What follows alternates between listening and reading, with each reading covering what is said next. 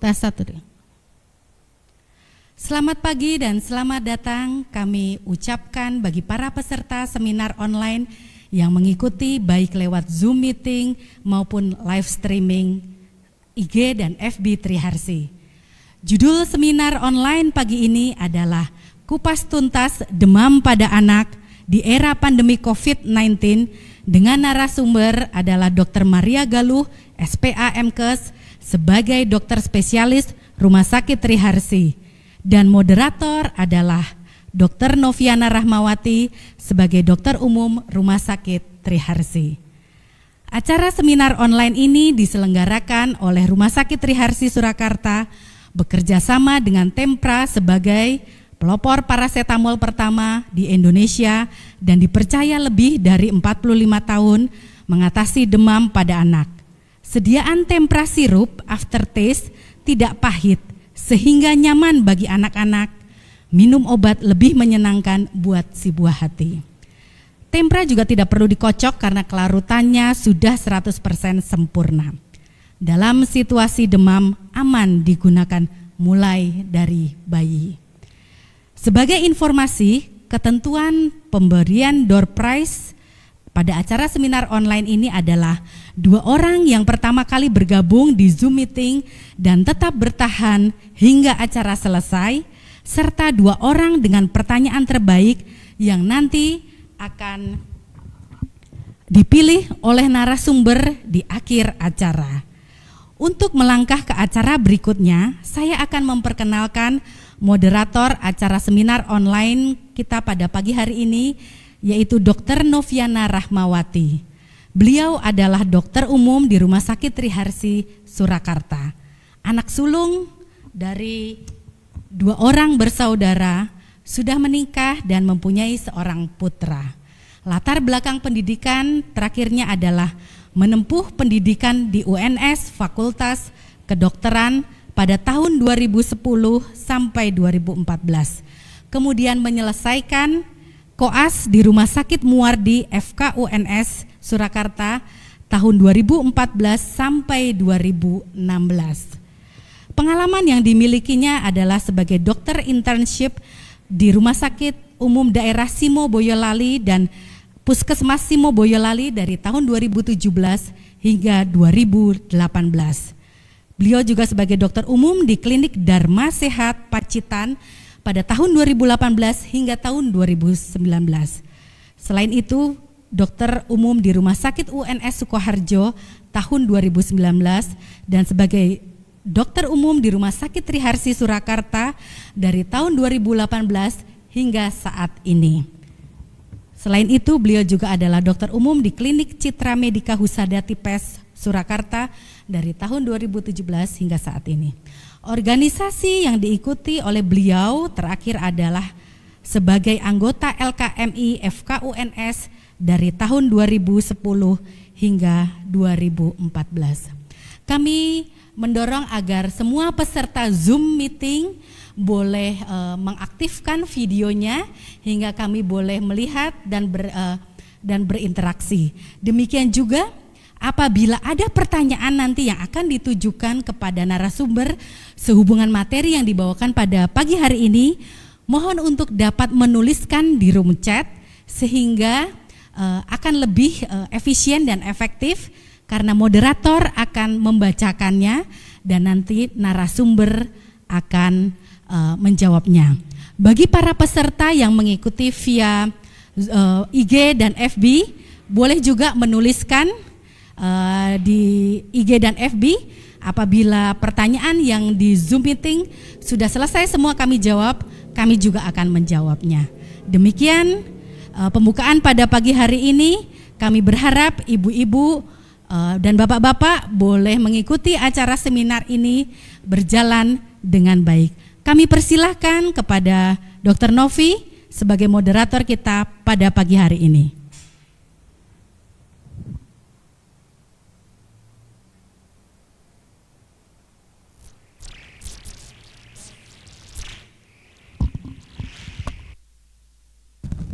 Ya, tes.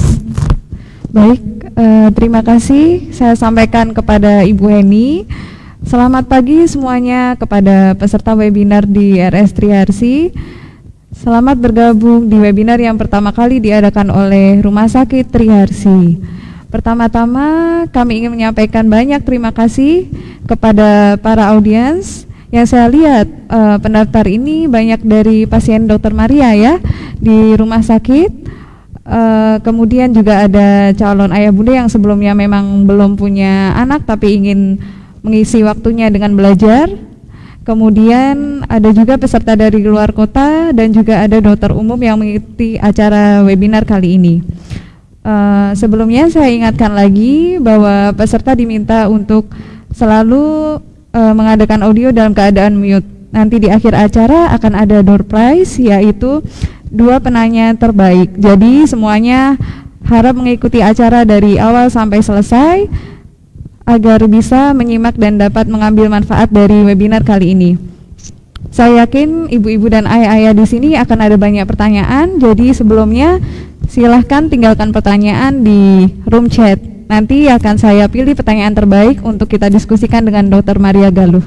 Begitu. Kali ini saya diminta untuk memandu acara webinar dengan topik yang sedang hits ya, yakni tentang demam di pandemi COVID-19. Dengan pembicara kita yang akan membawakan topik yang sangat menarik dan pas seperti ini, yaitu dokter anak Dr. Maria Galuh, spesialis anak magister kesehatan. Beliau adalah dokter spesialis anak di Rumah Sakit UNS dan juga di Rumah Sakit Triharsi.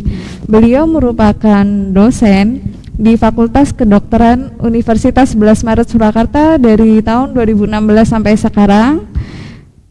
Dan juga beliau sering mengikuti berbagai simposium dan workshop di bidang pediatri, khususnya di UKK, nutrisi dan metabolik. Beliau juga sering menjadi narasumber di berbagai seminar maupun siaran radio, begitu ya dok ya? Oke, sebelum memulai acara kali ini saya akan menyampaikan beberapa protokol kesehatan ya. Protokol ini aman bagi ayah dan bunda yang ingin memeriksakan anaknya ke rumah sakit. Tentunya dengan adaptasi era di new normal kali ini ya. Masuk ke sini. Baik. Nah, ini adalah protokol kesehatan di Rumah Sakit Triharsi pada era pandemi COVID-19. Yang pertama, apabila ayah dan bunda sekalian datang ke Rumah Sakit Triharsi, kita akan lakukan screening terlebih dahulu oleh satpam di lobi ya. Jadi dicek suhu, kemudian ditanya antara 2 minggu terakhir bepergian kemana ya. Jika ada suhunya di atas 37,5, kita langsung arahkan ke IGD dan juga langsung di screening apakah bapak ibu dan anak sekalian mengalami batuk, sesak nafas, maka akan diarahkan ke IGD isolasi. Jadi walaupun kayak mengalami flu biasa, tetap kita akan arahkan ke IGD. Kenapa? Karena sekarang flu ini benar-benar sesuatu yang harus kita hati-hati ya. Banyak sekali orang yang tanpa gejala datang ke rumah sakit, sebelumnya tidak apa-apa, tapi setelah kita swab ternyata positif gitu ya. Yang kedua adalah petugas rumah sakit mengenakan APD lengkap sesuai kebutuhan. Jadi kalau di rumah sakit kita menggunakan APD level 2, yaitu pakai masker N95, pakai face shield, kemudian pakai baju hazmat dan juga pakai boots gitu. Terus ada juga hand wrap di tiap pintu lift dan juga tiap lantai di rumah sakit ya. Di lift juga udah dibikin seperti jarak-jarak untuk pembatasan social distancing ya, agar tidak terjadi kerumunan dalam satu lift itu ya. Untuk tempat duduk juga kita batasi, kita kasih space antar kursi agar tidak berdempetan. Petugas CS secara rutin melakukan sterilisasi pada sarana dan prasarana RS yang setiap hari banyak digunakan oleh pasien. Di area pendaftaran dan kasir, perawat, ruang praktek, IGD juga sudah dipasang akrilik mika bening untuk jaga jarak supaya apabila ada droplet kita tidak terkena ya. Begitu.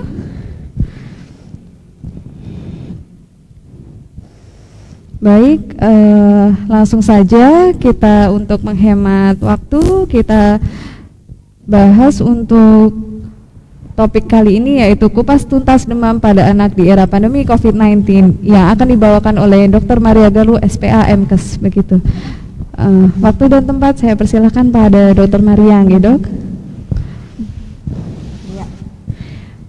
Apakah suara saya sudah terdengar dengan baik? Oke. Ya. Selamat pagi Bapak Ibu sekalian dan juga peserta ya yang bergabung dalam acara pada pagi hari ini ya. Oke, menjawab kekhawatiran para ibu dan bapak sekalian tentang bagaimana demam pada anak di era COVID-19 ini ya. Oke, langsung saja. Nanti bila ada pertanyaan seperti yang tadi telah disampaikan Dr. Novi, monggo silahkan chat mengetik di room chat ya, untuk nanti akan kita bahas bersama. Oke, sedikit flashback dengan apa demam itu ya. Demam itu sebenarnya reaksi fisiologis tubuh terhadap rangsangan dari luar ya, contohnya infeksi ya. Memang demam ini tidak selalu berarti suatu penyakit ya, tetapi adalah reaksi tubuh terhadap rangsangan ya. Nah, disebut demam itu apabila ada peningkatan suhu tubuh, yakni lebih dari 37,5 diukur di suhu ketiak ya, karena nanti akan kita jelaskan beda di suhu di dubur dan juga di suhu mulut itu akan berbeda ya. Nah, apa saja sih penyebab demam pada anak? Nah, yang lagi in sekarang adalah influenza, influenza ya, infeksi saluran nafas, radang paru, ya, salah satunya juga COVID-19 pada anak-anak juga banyak terjadi. Kemudian infeksi saluran pencernaan, kemudian tifus, ya, infeksi telinga, saluran kencing, serta infeksi virus lainnya seperti demam berdarah.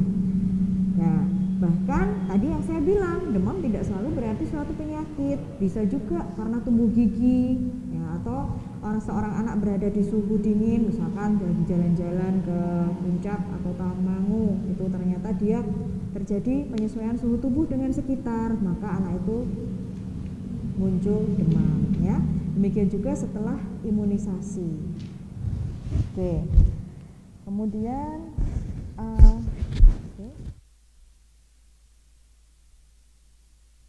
demam ini reaksi fisiologis ya. Nah, PR kita bersama baik orang tua maupun kita tenaga kesehatan adalah mencari penyebab. Faktor apa sih yang menyebabkan demam tersebut? Ya, itu. Nah, sedikit kita tahu proses kenapa bisa terjadi demam ya. Peningkatan suhu tubuh itu dia akan meningkatkan metabolisme di tubuh kita. Ya, yang biasanya seorang anak itu mungkin aman-aman saja, makan minum cukup, tapi ketika demam kebutuhan dasarnya si anak ini jadi meningkat. Intinya dia harus perlu nutrisi yang banyak dan minum yang lebih banyak daripada seharusnya ya. Maka pasien-pasien anak kita dengan demam itu kalau misalkan kurang minum ya seringkali berakhir di rumah sakit karena dehidrasi ya, itu dia. Kemudian kalau demam ini berlangsung terus-menerus dan tidak teratasi dengan baik, maka asupan atau pasokan oksigen ke otak akan menurun dan itulah yang menyebabkan kejang. Nah, ini dia. Nah, untuk pola-pola demam itu memang berbeda-beda nggih Bapak Ibu untuk setiap penyakit ya. Yang saat ini juga masih banyak terjadi adalah DBD, demam berdarah dengue ya. Kita semua tahu bahwa demam ini tuh banyak jegelongannya ya. Jadi kadang-kadang pasien itu datang, "Dok, anak saya demam." Kemudian 2 hari dikasih obat, periksa ke dokter atau dikasih obat sendiri di rumah, sudah turun demamnya. Tetapi besoknya lagi dipikirnya turun karena sembuh, tapi kok lemes ya, Dok? Nah, ini masuk fase-fase kritis, demamnya pelana kuda. Nah, besoknya dicek trombositnya sudah turun ya. Nah, demam ini pada DBD ini polanya adalah seperti pelana kuda ya. Demamnya awal bisa tinggi mencapai 40 derajat Celcius dan bisa muncul mendadak. itu ya. Susahnya adalah DBD sekarang itu tidak seperti yang dulu lagi.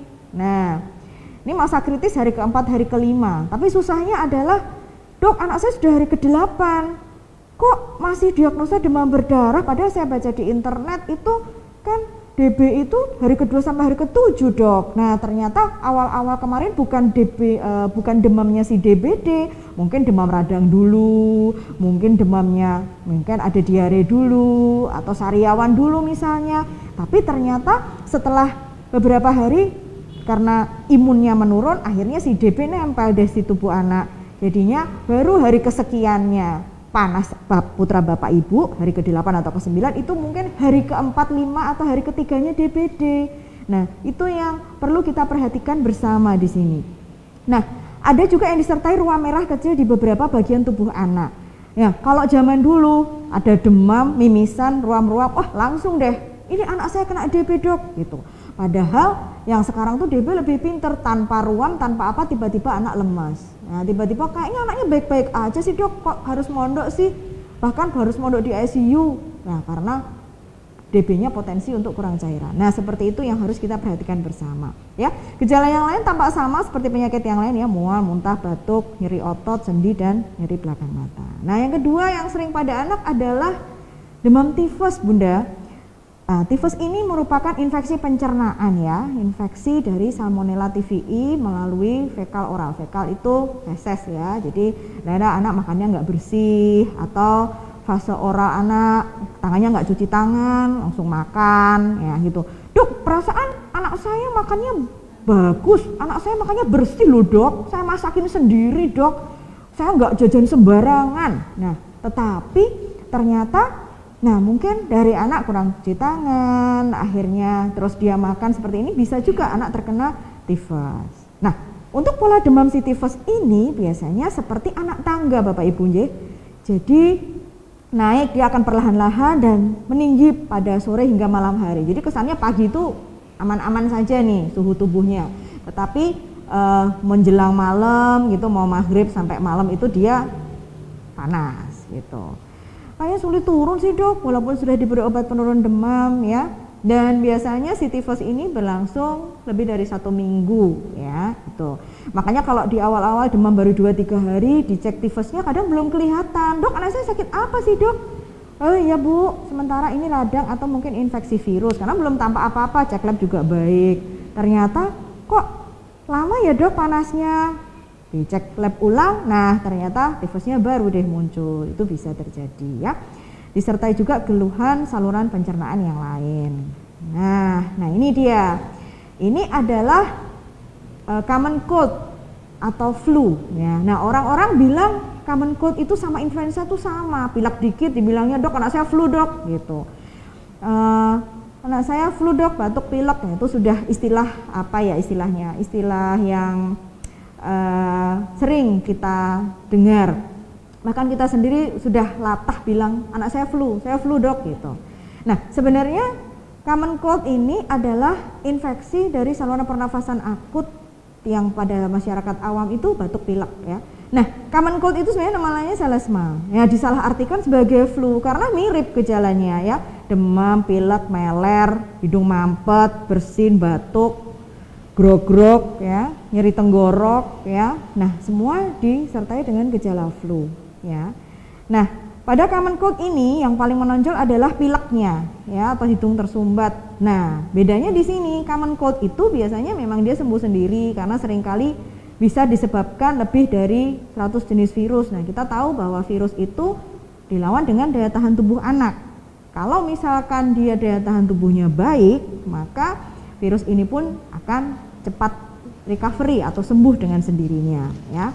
Nah, kalau pada influenza mirip memang, tetapi biasanya demamnya itu lebih menonjol, kemudian menggigil, nyeri otot, pegal-pegal ya, nyeri kepala, dan bahkan bisa anak itu tampak lemas sekali, kelelahan. Nah, maka dari itu saya sering dapat pertanyaan dari Bapak Ibu, dok, imunisasi influenza penting nggak sih, dok? Gitu.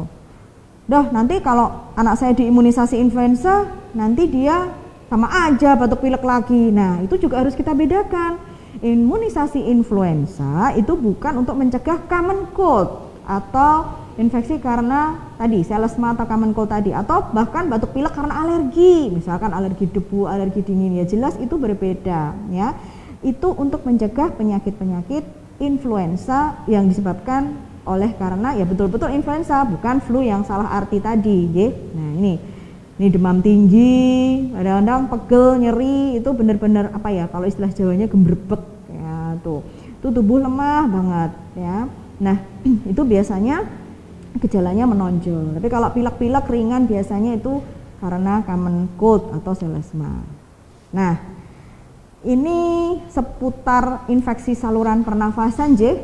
Nah ini virus yang menyebabkan sakit tenggorokan itu termasuk influenza, enterovirus ya, virus-virus yang Epstein-Barr dan lain-lain. Yang terbaru adalah corona ini, COVID-19. Nah, kalau yang gejala sakit tenggorokan itu hampir sama ya. Rata-rata anak tuh kalau sakit itu kan nggak mau makan, minum, demam, pilek, hidung tersumbat, iritasi ya, suara serak, nggak mau makan, nyeri langit dan nyeri di langit-langit mulut, ruam kulit dan diare, macam-macam. Kayaknya semua penyakit ada di anak kita. Nah, kita harus pastikan nomor satu adalah pastikan dulu primernya itu sebenarnya dari mana. Apakah dia dari tenggorokannya, jangan-jangan panas tinggi karena tumbuh gigi. Nah seperti itu ya. Karena kalau imunnya seorang anak turun, itu pasti dia akan bisa ketempelan penyakit macam-macam ya. Yang awalnya sakit A jadi sakit B, C dan D gitu ya. Ini gambar infeksi ya, salah satu infeksi tenggorokan yang disebabkan oleh bakteri ya. Radang tuh bisa jadi mulutnya putih-putih, coba buka mulut, amandulnya gede ya dok, anak saya amandul gede gitu. Radang nggak dok, merah nggak dok, kok buat nelen sakit. Nah kadang-kadang kalau udah yang kronis sekali atau bakterinya benar-benar hebat sampai dia nggak mau makan, itu biasanya ada putih-putih di situ ya. Gitu. Ini juga sama, demam lagi ya, sakit kepala, sakit perut, hampir sama semuanya. Nah kadang-kadang disertai pembekakan dari kelenjar getah bening ya, di leher atau di sekitar mulut ya, belakang telinga, itu biasanya disebabkan oleh sakit tenggorokan juga. Nah ini dia yang kita harus perhatikan juga bahwa pada COVID-19 ini juga sering ditemukan pada anak-anak ya. Nah gejalanya itu hampir sama dengan flu atau common cold biasa di awal-awal ya. Ada demam, lelah, lemes, nggak semangat ya, sakit kepala, nyeri otot ya, hidung tersumbat. Memang didominasi oleh gejala saluran pernafasan. Tapi beberapa pasien pun ada juga yang diawali dengan gejala saluran pencernaan seperti diare ya. Nah, hidung tersumbat dan sesak nafas itu pada anak-anak yang benar-benar memang kontak erat biasanya dan memang terpapar dari lingkungan. Nah ini faktor risiko tetap yang utama adalah kontak erat dengan orang dewasa atau yang suspek konfirmasi atau yang memang benar-benar pergi ke daerah yang terjangkit. Nah untuk penanganan demam sendiri, nah kita harus pastikan anak kita itu demam atau tidak ya. Nah kadang-kadang kita harus punya termometer yang akurat dalam hal ini ya. Kita harus mengukur suhu tubuh anak dengan termometer. Termometernya termometer yang sering kita lakukan adalah termometer di ketiak ya. Letakkan di lipatan yang kering, jangan basah, nanti anak berkeringat gitu kita lap dulu ya. Kemudian kalau pakai yang digital, sekarang yang direkomendasikan yang digital ya sebenarnya ya, itu hingga termometer berbunyi titit-titit gitu, setelah itu baru kita baca. Tapi sebelum itu kita harus low-kan dulu, jadi di suhu 0 dulu baru kita letakkan termometer. Karena kalau kita letakkan termometer belum di start istilahnya, belum di mode awal dulu, nanti ke pengukuran suhu jadi tidak akurat ya. Nah pengukuran suhu ketiak itu yang sering kita lakukan itu biasanya lebih rendah dibandingkan bagian suhu tubuh lainnya. Nah makanya kalau suhu ketiaknya dia sudah 37,8 berarti suhu tubuh di dalamnya itu lebih tinggi lagi daripada itu. Nah itu yang mau saya bilang, makanya kita memakai suhu lebih dari 37,5 suhu ketiak untuk menentukan seorang anak itu demam, karena suhu dalamnya sudah lebih tinggi lagi gitu ya, ceritanya begitu. Nah, termometer oral sebenarnya bisa dipakai termometer yang sama, hanya dimasukkan ke mulut anak, tapi pastikan susah ya. Anaknya nangis, mulutnya terbuka terus, nggak mungkin dia bisa istilahnya menutup mulut gitu dalam waktu yang beberapa 1 menit gitu aja kan susah sekali, apalagi nangis gitu kan susah ya. Tapi pada anak yang lebih besar mungkin dapat kita edukasi, bisa untuk suhu oral hanya untuk confirm suhu ketiak sekian, tapi suhunya mulut sekian itu ya. Nah, yang paling akurat yaitu suhu dubur Bapak Ibu nggih, paling akurat untuk anak-anak. Hanya kadang kita takut untuk memasukkan ke dubur, takut dok nanti anaknya trauma segala macam ya. Intinya yang paling sering kita lakukan adalah termometer ketiak. Termometer timpani ya, kita sekedar tahu termometer timpani biasanya mungkin Bapak Ibu ada yang punya yang diperiksa di telinga ya. Ini mencerminkan pakai inframerah dari membran timpani gendang telinga. Jika mengalami infeksi luka itu dia nggak boleh pakai ini, infeksi telinga atau infeksi apa gitu ya. Lebih amannya memang ketiak atau oral atau dubur tadi ya. Kalau termometer di dahi juga ini banyak dipakai juga dalam mengukur suhu, inframerah juga di dahi ya. Ini untuk mengukur arteri temporal ini ya. Nah, setelah kita sudah menentukan bahwa oh, anak kita demam, apa yang harus kita lakukan ya? Nomor 1 adalah minum yang banyak dulu. Tadi kita di depan sudah sampaikan bahwa seorang anak demam kebutuhannya itu pasti meningkat, sehingga kita pastikan dia minumnya cukup dulu ya.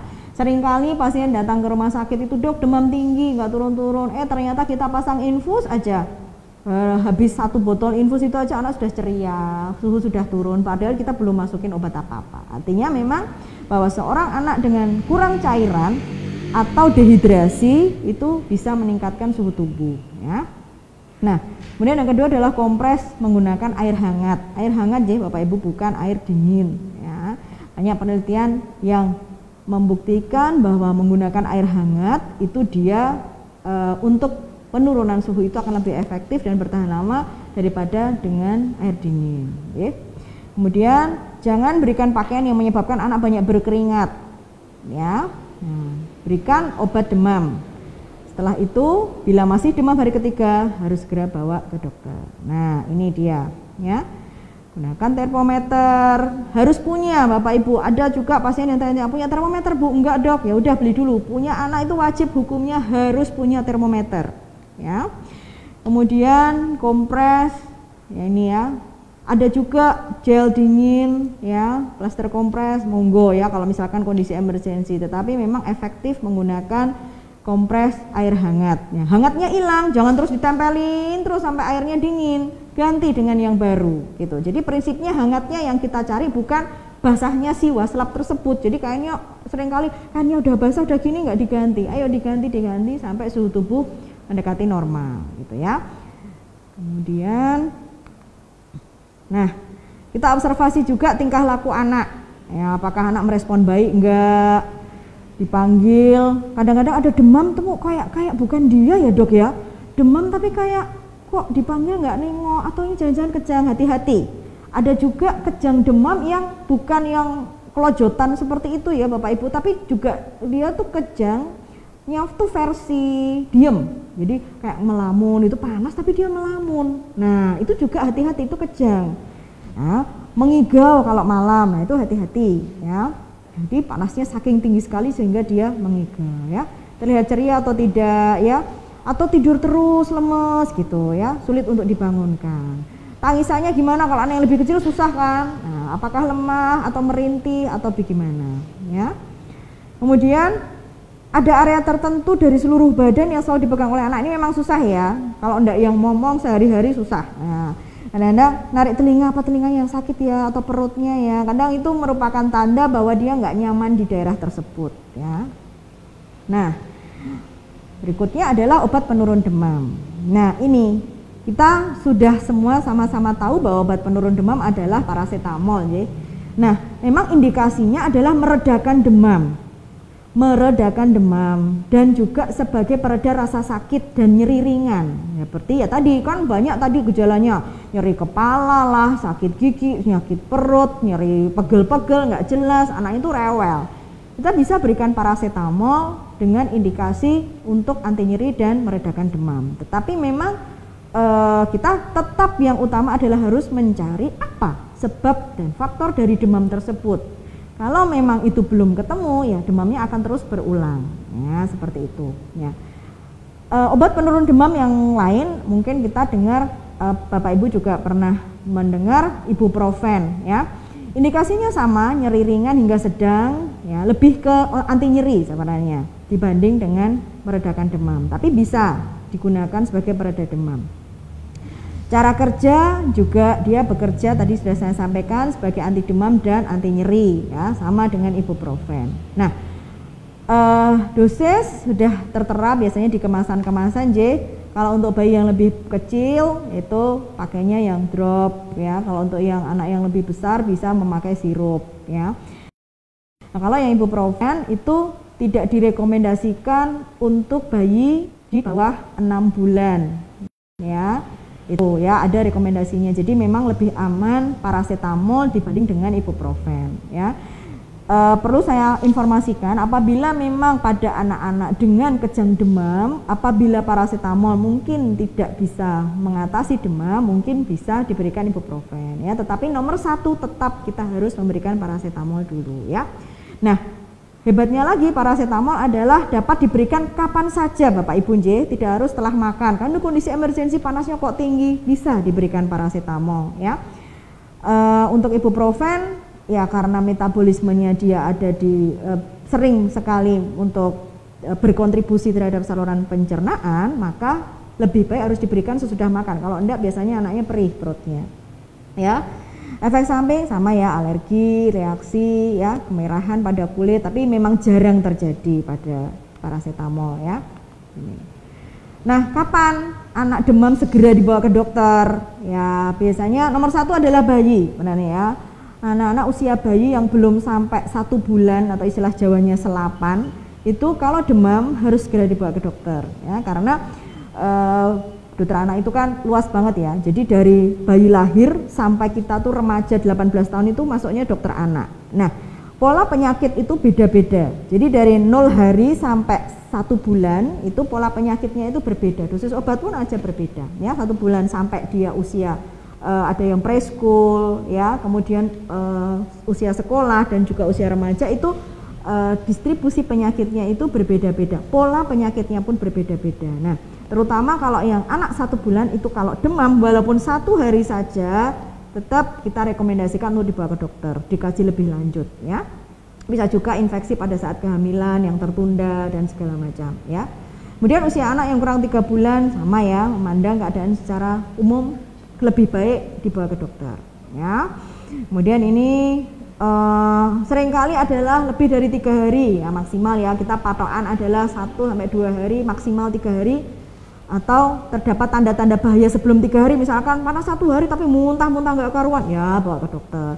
Panas baru 1 hari dok, tapi kok dia nggak mau makan, pipisnya berkurang, dehidrasi, lemes, ya sudah harus dibawa ke dokter gitu ya. Tetap kita jangan hanya berpatokan hanya oh demamnya baru sekian hari dok, demamnya baru, kita harus memandang gejala-gejala penyerta yang lain, ya. Nah, kemudian anak yang panas tinggi, tadi nggak apa-apa loh dok, tiba-tiba dia pulang main itu kok panasnya kok saya pegang kok sampai 39 saya ukur suhu. Nah itu hati-hati ya, sebelum keburu kejang ya dibawa ke fasilitas terdekat gitu ya. Dan anak semua usia dengan kejang demam ya mau tidak mau harus segera dibawa ke dokter. Nah ini dia sesegera mungkin. Tanda bahaya itu apa sih sebenarnya? Tadi tidak merespon, susah dibangunkan ya, kesulitan bernafas, sesak, jelas. Bibir, lidah, kuku biru. Nah, kadang-kadang kalau anak demam tinggi, ya tadi kembali ke awal, pasokan oksigen berkurang, akhirnya tampak biru. Nah, kalau nggak diatasi dengan baik, kejanglah dia nanti ya. Kemudian ini pada anak-anak yang kurang dari 2 tahun sebelum ubun-ubun besarnya itu menutup itu kadang terlihat membonjol. Ya, membonjol, hati-hati ada perdarahan atau infeksi di dalam otak ya, atau justru cekung sekali. Nah, cekung hati-hati, ini kurang cairan atau dehidrasi gitu ya. Kemudian kaku di leher. Nah, hati-hati ini. Biasanya tanda-tanda awal dari infeksi otak atau meningitis ya. Dan nyeri kepala yang hebat. Gitu. Nih ada tanda nyeri perut hebat, muntah-muntah ya, ruam-ruam, bintik berwarna keunguan seperti memar, biasanya gangguan perdarahan Bapak Ibu ya. Ada juga banyak sekali hal-hal yang menyebabkan bisa dibilang bahaya ya, yang menyertai anak demam ya. Tidak mau minum jelas ya, lemah, menangis terus, gelisah ya, hati-hati. Terus kemudian ini posisi condong ke depan, tidak dapat mengontrol, ini dia mungkin ada kaku leher jadi cenderung ke depan gitu, posisinya tidak simetris ya, tidak nyaman ya. Nah, yang terakhir adalah buang air kecil menjadi sedikit atau jarang ya. Nah, selain kita bahas demam tadi, penanganannya bagaimana, gejalanya bagaimana, otomatis kita juga harus meningkatkan daya tahan tubuh anak ya. Ini saya review sedikit aja. Harus dengan makanan yang bergizi dan komplit ya. Konsumsi lemak, protein ya, dominasi protein hewani ya, ikan, daging ayam, daging sapi ya. Jangan sering-sering berikan lemak yang diproses ya, seperti ya junk food ya, pizza, burger dan segala macam ya. Tetap paling baik adalah homemade. Kemudian konsumsi cairan yang cukup. Nomor 1 adalah cairan ya. Kemudian yang kedua, imunisasi ya, meningkatkan daya tahan tubuh anak selain dengan nutrisi yang bagus, kita juga harus berikan imunisasi ya. Diberikan untuk mencegah terjadinya wabah penyakit yang disebabkan oleh imunisasi yang biasanya menyebabkan kematian. Nah, dalam situasi pandemi pun ya, maka penundaan imunisasi itu masih ditolerir, tetapi tetap harus imunisasi. Bukan berarti pandemi nanti aja dok. Nah, jangan sampai kita mengorbankan anak kita ya. Kemudian selain itu, di situasi pandemi ini bukan berarti kita harus mengesampingkan tumbuh kembang anak ya. Mungkin nggak ada di slide, saya hanya mengingatkan, dok posyandu tutup tumbuh kembang anak saya, berat badan, panjang badannya berapa, putra nggak nimbang dok ini. Nah, biasanya kan nimbang sama imunisasi dok. Lah ini imunisasi aja telat, ya udah saya nggak nimbang. Nah, jadi seperti itu. Bapak Ibu bisa download aplikasi Primaku yang disediakan oleh Ikatan Dokter Anak Indonesia ya, untuk memantau perkembangan putra-putri penjenengan ya.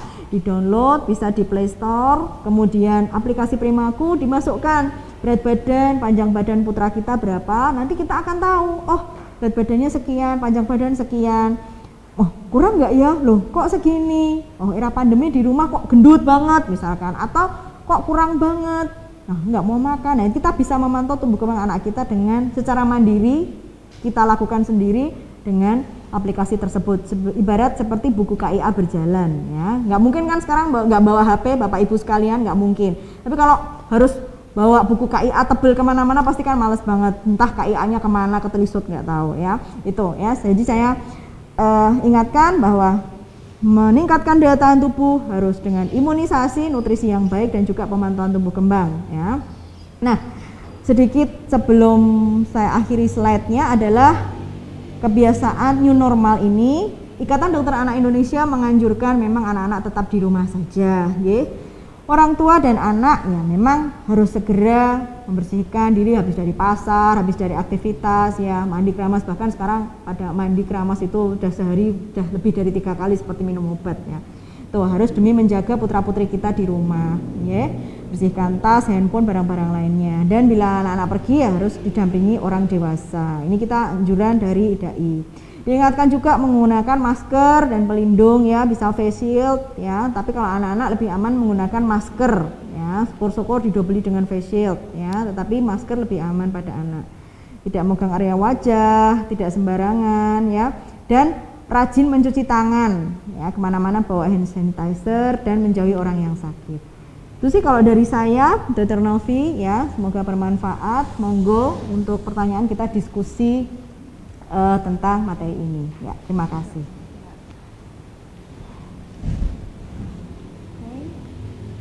Baik, terima kasih kepada Dr. Maria Geluh atas paparannya yang sangat menarik. Dari paparan tersebut dapat kita tarik beberapa kesimpulan bahwa demam itu bukan merupakan penyakit ya, tapi merupakan reaksi normal dari tubuh pada saat kita terkena infeksi kita atau anak kita ya.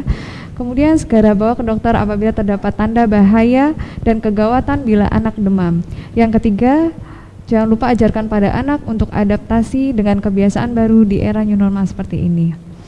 Baiklah, untuk mempersingkat waktu langsung saja ya saya bacakan beberapa pertanyaan dari audiens ya. Banyak sekali ini dok ya. Yang pertama yang menarik ini dok. Jadi dari MZ Ian, Bapak Ian ya, bagaimana kita sebagai orang tua menyikapi imunisasi MR di SD? Apakah perlu tetap dilakukan begitu? Bagaimana protokol kesehatannya? Karena orang tua was-was ya harus membawa anak untuk ke sekolah karena akan terjadi risiko tinggi. Social distancingnya kan susah ya dok ya, gitu. Tante saya dari Karawang juga pernah telepon gitu, gimana ya baiknya ini harus ada imunisasi MR di SD, apakah sebaiknya perlu dilakukan atau tidak? Gitu ya dok ya? Ya, sebenarnya kalau memang imunisasi MR itu memang wajib dilakukan ya, karena tadi yang saya sampaikan bahwa imunisasi kita harus lengkap. Nah, hanya prosedur imunisasi dilakukannya bagaimana ya memang kita harus hati-hati ya.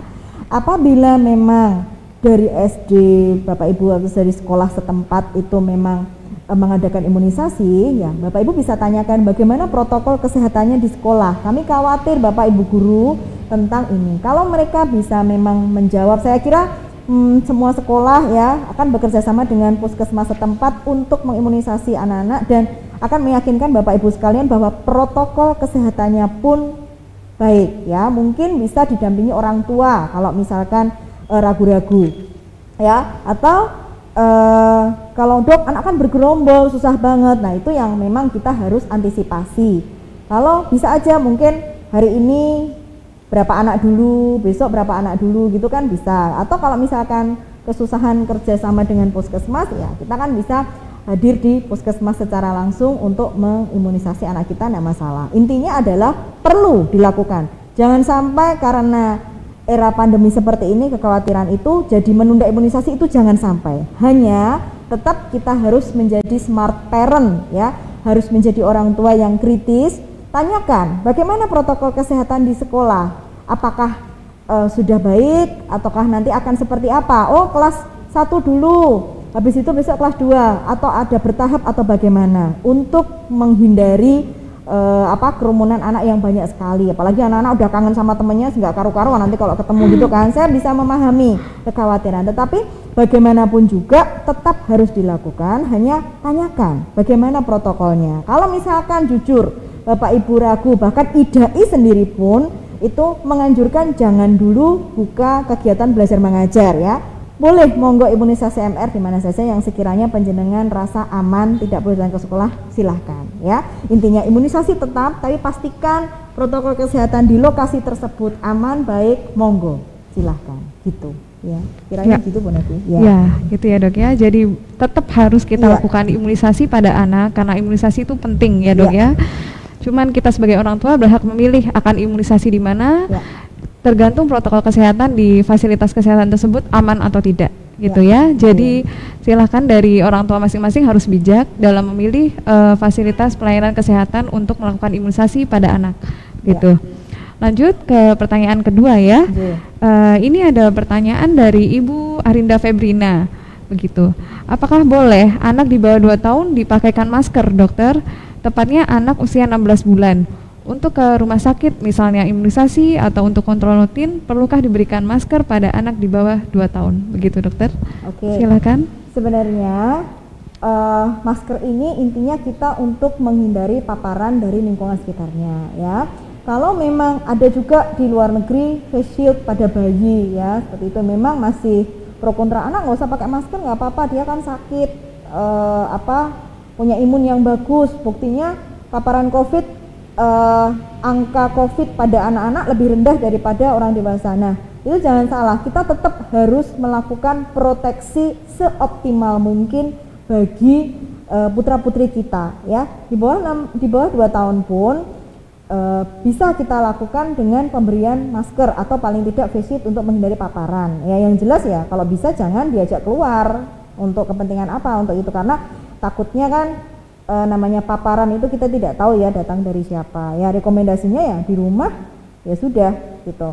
Kalau misalkan dengan ada hal yang mendesak dan memang harus pergi mau tidak mau, ya boleh tetap diberikan masker. Kita harus proteksi karena kan sebagian besar COVID-19 itu kan droplet ya. Nah kita nggak tahu, oh nanti ketemu saudara digendong sana, digendong sini. Lah ternyata saudaranya itu walaupun sudah pakai masker, tapi ternyata gendong putra putri kita umur 1,5 tahun atau mungkin wah lagi lucu-lucunya diciumin. Nah ternyata paparan. Nah itu yang bahkan bayi baru lahir pun saya kebetulan di rumah sakit saya merawat juga bayi baru lahir pun lahir dari ibu yang COVID positif ya, baik dari rapid test maupun itu pun kami swab bayinya itu positif Bapak Ibu. Nah itu artinya bahkan paparan dari bayi baru lahir pun bisa. Nah itu sebabnya jadi kalau menurut saya tidak ada patokan umur untuk menggunakan masker atau tidak, apalagi bayi tersebut kita ajak keluar. Nah itu tetap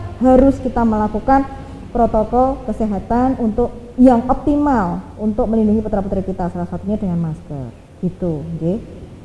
Jadi tidak ada batasan usia, Dokter Novi ya. Tetap ya Dok ya. Yang kecil nggak usah pakai masker kemana-mana ya, itu kurang bijak juga. Nanti kalau anak kita kena ya nanti kita juga yang sedih dan rugi. Gitu. Benar gitu ya Dokter Maria.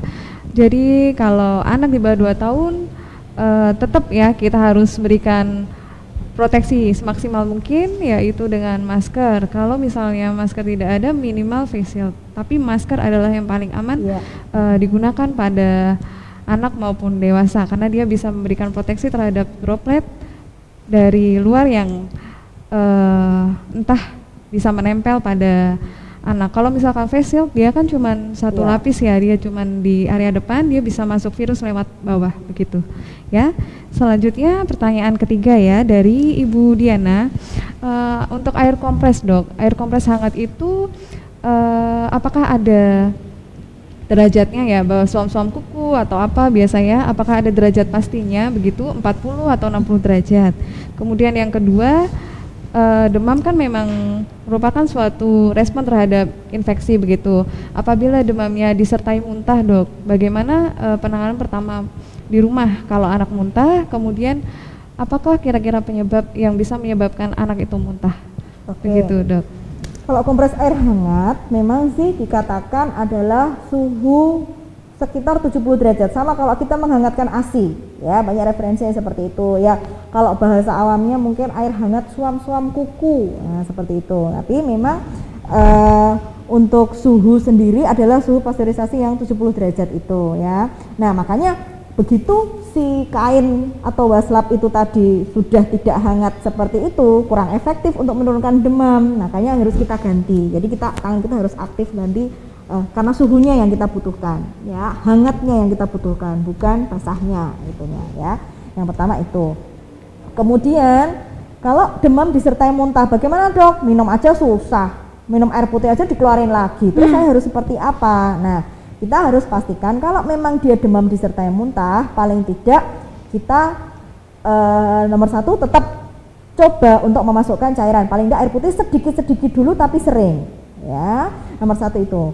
Yang kedua kompres, jelas kita kan menurunkan demam dengan berbagai cara ya, selain kita memasukkan obat demam ataupun memasukkan cairan, kita bisa juga dengan kompres tadi ya, kompres sambil menurunkan demam. Nah, untuk muntahnya bagaimana? Kalau memang dia muntah-muntah terus, pertolongan pertama adalah minumnya sedikit-sedikit tapi sering, dan harus sedia obat muntah juga di rumah supaya paling tidak 30 menit sebelum minum obat panas atau 30 menit sebelum minum air putih itu kita juga bisa lambari dia dengan obat muntah ya. Kalau misalkan gejala seperti itu ya mau tidak mau harus dibawa ke fasilitas kesehatan terdekat ya.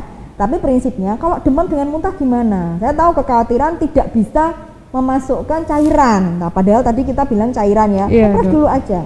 apalagi demam, muntah, punya riwayat kejang demam, pasti pada takut ya. Kompres dulu aja. Kita bagaimanapun kita kompres. Nah, kompresnya jangan cuma di dahi nggih, Bapak Ibu. Tadi mungkin belum tereksplor bahwa kompres itu di pembuluh darah yang besar. Jadi di dahi. Kemudian leher ya, kita meraba nadi itu kan nih leher. Kemudian ketiak ya, kemudian selangkangan. Itu yang utama. Ya monggo ditambahin di dada, perut boleh. Jadi istilahnya semua dikompres anget. Begitu angetnya hilang ganti ya, secara bergantian seperti itu supaya suhu tubuh anak menurun gitu ya. Sambil ngompres, sambil memberikan obat muntah, kemudian setelah itu baru kita beri minum. Nah, itu mudah-mudahan bisa mengatasi. Tapi kalau di ini aja muntah-muntah, saya kira kalau dengan volume yang sedikit anak bisa merespon ya, paling tidak masuklah cairannya. Jadi jangan tidak masuk sama sekali. Takut kalau memang nggak bisa sama sekali ya langsung bawa ke IGD gitu. Ya. Gitu ya, jadi kepada Ibu Diana ya tetap harus sedia obat untuk muntahnya ya pada anak ya, karena misalnya kita sebagai orang tua anak demam aja udah panik, apalagi disertai dengan muntah ya, jadi nggak bisa intake cairan sama sekali. Makanya banyak orang tua yang khawatir datang ke IGD karena anaknya demam dan juga disertai dengan muntah gitu. Selanjutnya pertanyaan yang keempat ya, dari yang terakhir ini Ibu Putri Eriana, bahwa ini seperti konsultasi sih dok, jadi anaknya itu demam, kemudian sebelumnya dari riwayat jatuh, usianya 8 bulan dokter, dibilang dari orang-orang atau tetangganya bahwa itu jatuh, jadi anaknya itu mungkin ada kelainan di otaknya, atau gimana seperti itu. Lalu orang tuanya yang takut memijatkan anak tersebut ya, setelah dipijat pulang anaknya sudah tidak demam, sudah baik ya, diajak komunikasi sudah bisa, senyum-senyum juga bisa, tidak ada tanda bahaya dan tidak ada tanda kegawatan begitu. Apakah perlu anak tersebut dibawa ke dokter spesialis anak untuk konsultasi tumbuh kembang dokter? Jadi lebih ke tumbuh kembangnya, bahwa orang tuanya takut untuk mencegah apabila terjadi kelainan karena jatuhnya. Begitu dokter.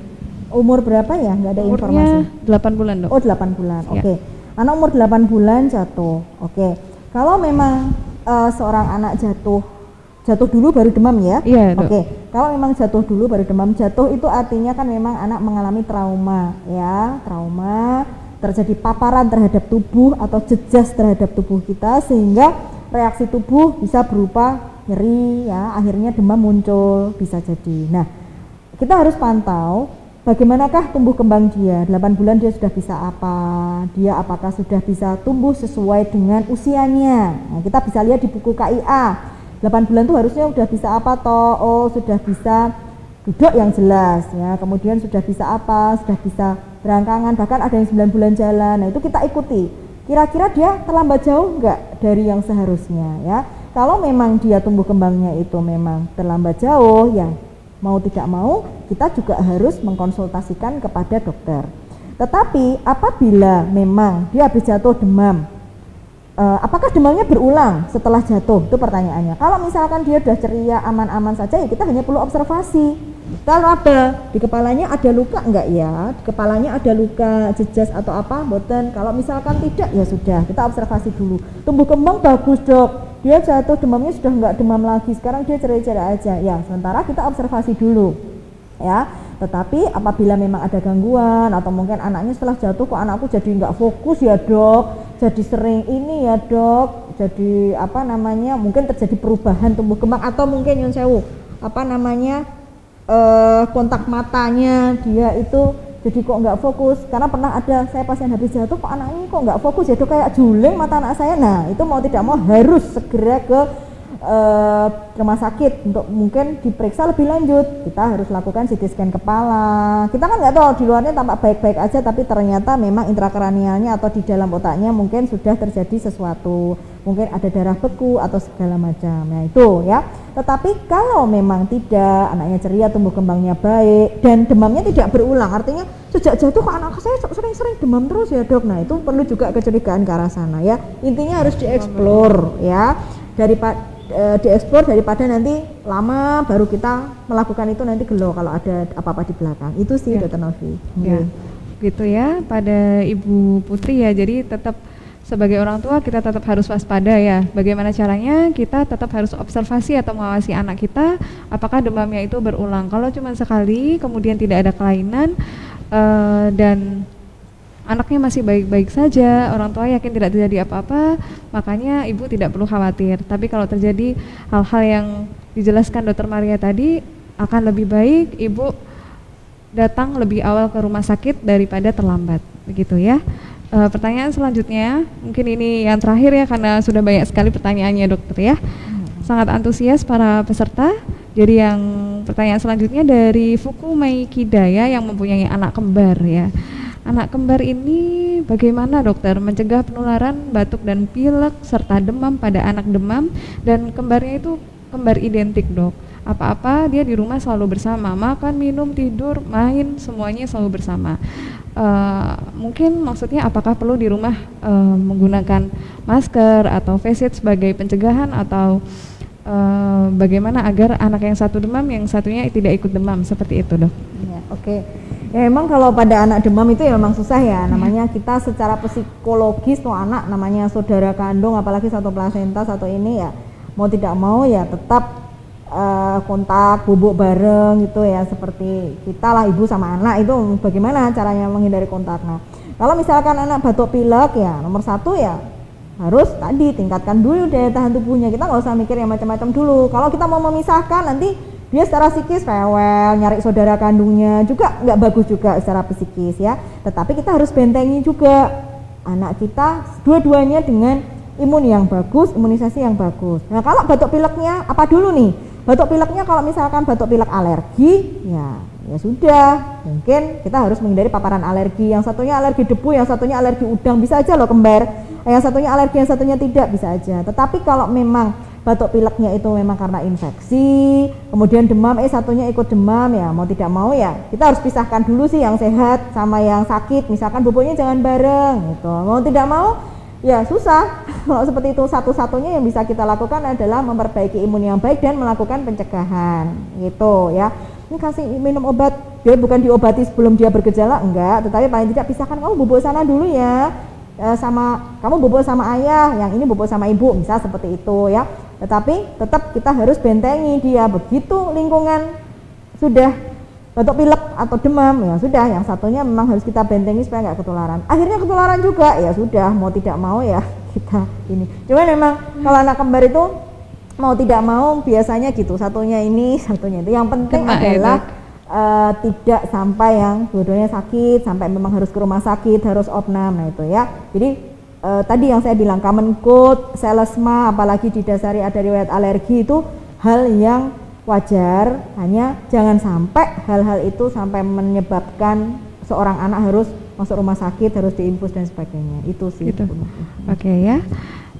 Begitu penjelasan dari Dr. Maria pada Fuku Maikidaya bahwa anak demam apalagi pada anak kembar wajar ya, satunya sakit, satunya ikut sakit. Yang penting bagaimana kita sebagai orang tua mencegah agar tidak terjadi kegawatan pada anak yang demam, kemudian seminimal mungkin menjauhkan yang sakit dengan yang sehat untuk sementara. Karena tetap anak kembar itu punya ikatan ya dok ya. Jadi kalau dipisahkan terlalu lama mungkin juga tidak baik, begitu. Baik, terima kasih untuk Dr. Maria yang sudah mengisi materi kali ini. Kita sudah lebih dari waktu ya untuk diskusi karena banyak sekali pertanyaan, tapi kita hanya dibatasi untuk 30 menit saja ya.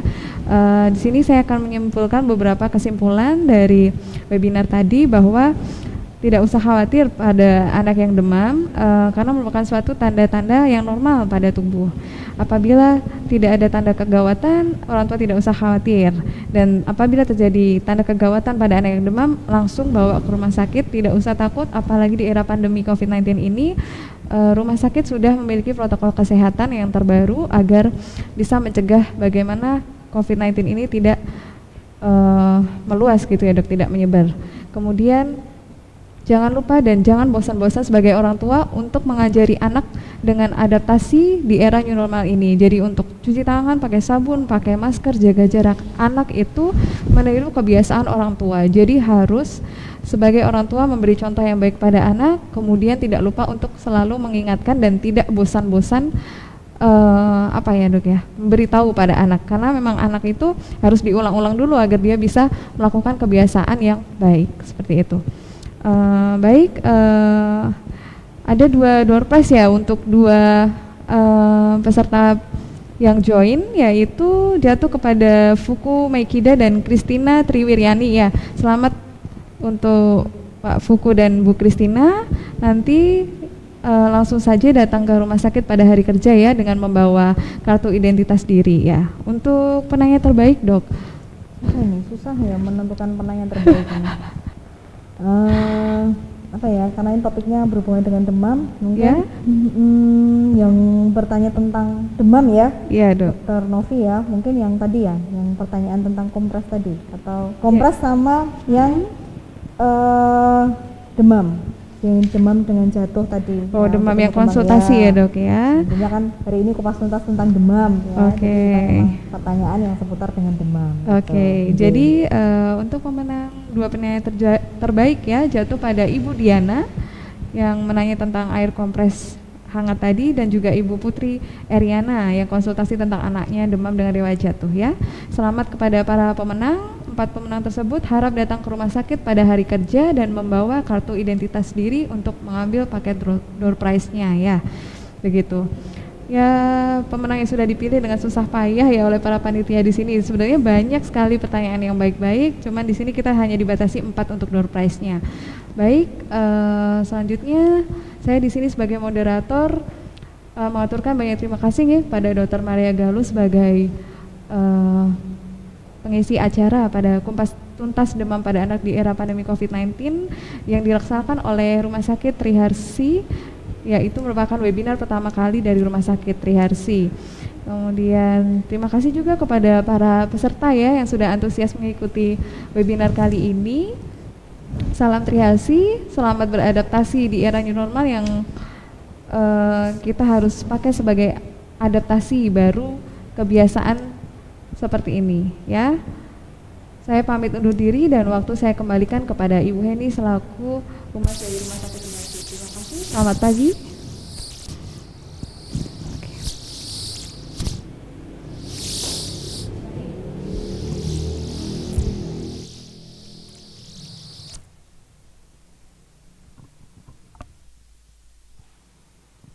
Baik, kami ucapkan terima kasih kepada Dr. Novi selaku moderator, demikian juga Dr. Maria Galuh SPA MKes selaku narasumber yang boleh memberikan seminar online pada pagi hari ini. Harapan kami adalah para peserta via Zoom maupun yang melihat mengikuti via IG dan FB Triharsi boleh terpuaskan melalui pemaparan yang boleh tadi disampaikan oleh Dr. Maria Galuh, dan sekiranya kesehatan dan kebahagiaan boleh menjadi bagian dari Bapak Ibu sekalian. Baik Bapak Ibu, acara kita seminar online pada pagi hari ini akan berakhir. Kami mengulangi kembali pengumuman mengenai pemenang door prize agar boleh dapat datang ke Rumah Sakit Triharsi pada jam dan hari kerja dengan membawa ID card yang berlaku untuk boleh mendapatkan door prize-nya. Demikian juga kami mengucapkan terima kasih kepada sponsor yang boleh bekerja sama dalam seminar online ini, yaitu Tempra sebagai pelopor paracetamol pertama di Indonesia dan dipercaya lebih dari 45 tahun mengatasi demam pada anak. Kemudian sediaan Tempra sirup aftertaste tidak pahit sehingga nyaman bagi anak-anak, minum obat lebih menyenangkan buat si buah hati. Dan Tempra tidak perlu dikocok karena kelarutannya sudah 100% sempurna. Dalam situasi demam aman digunakan mulai dari bayi. Terima kasih kami ucapkan kepada para peserta Zoom meeting, demikian juga para pemirsa via IG maupun FB. Kami berharap agar boleh bergabung kembali dalam acara seminar online berikutnya. Selamat siang.